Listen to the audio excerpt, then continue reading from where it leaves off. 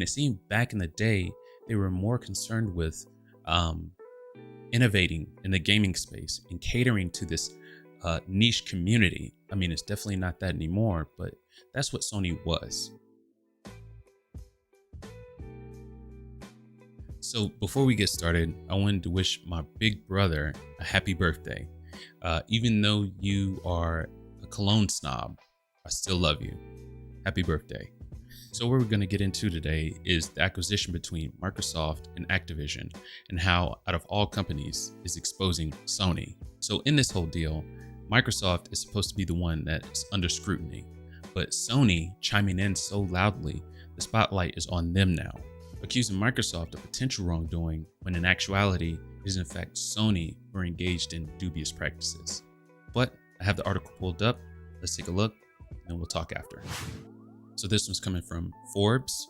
Microsoft and Sony's Activision battle may be starting to tilt in Xbox's favor, by Paul Tassi.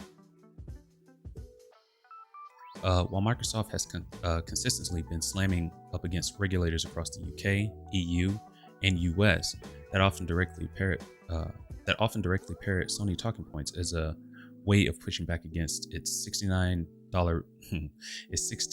billion acquisition of Activision Blizzard, it's possible things may be starting to turn in its favor.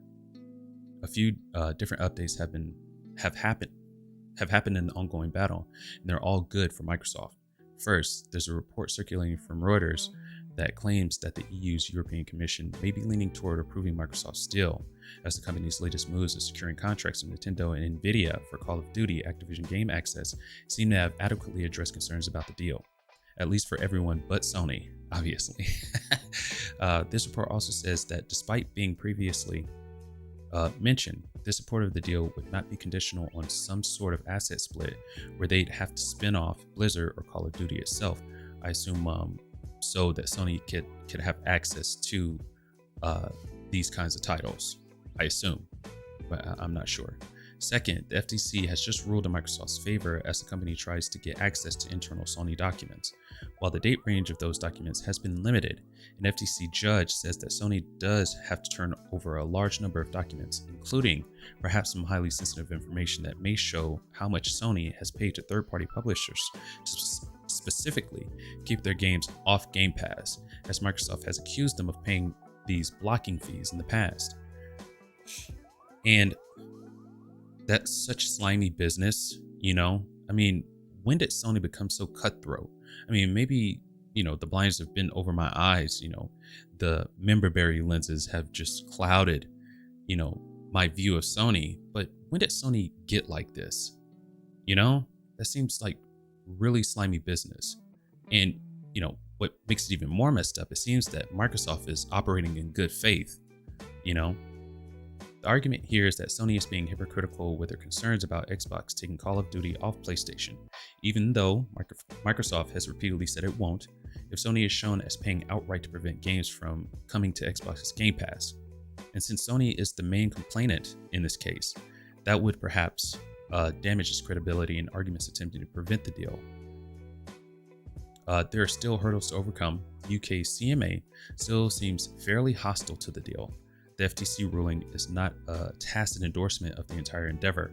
It's just siding with Microsoft on one portion of the fight here. The longer this goes on and the more regions approve this deal, the more this may start to feel like a lost cause for Sony, who may end up watching Microsoft take over Activision Blizzard and Call of Duty, and then not exactly be amused with how this whole process went down, which has turned pretty nasty. While it does seem likely that Microsoft will indeed honor its word and keep Call of Duty on PlayStation, expect the most bare bones of licensing deals possible, which may be true of other big games as well, like Diablo 4. While this is far from settled, it's possible Sony may end up regretting sinking so much time and money in badly damaging their relationship with Microsoft, which has gone from a passive rivalry to something more outright hostile. And I would have to agree with that. So this saddens me to a great degree, just because I grew up with PlayStation. I grew up with Sony, starting from the PlayStation 1. I mean, I've been gaming much earlier than that, but when PlayStation came out, I became a PlayStation stan. Let's just get out the way, right? And it seemed back in the day, they were more concerned with innovating in the gaming space and catering to this niche community. I mean, it's definitely not that anymore, but that's what Sony was. Now it seems like they're solely driven by profits, blocking competition, and controlling consumers. You know, it really sucks to see the fall from grace continue. But that's all I've got for you today. Really appreciate you guys stopping by. Go ahead and subscribe if you haven't already. Leave a like if you enjoyed the video or you found it informative. And don't forget to share it out. There should be another video popping up. In the meantime, keep it casual. Peace.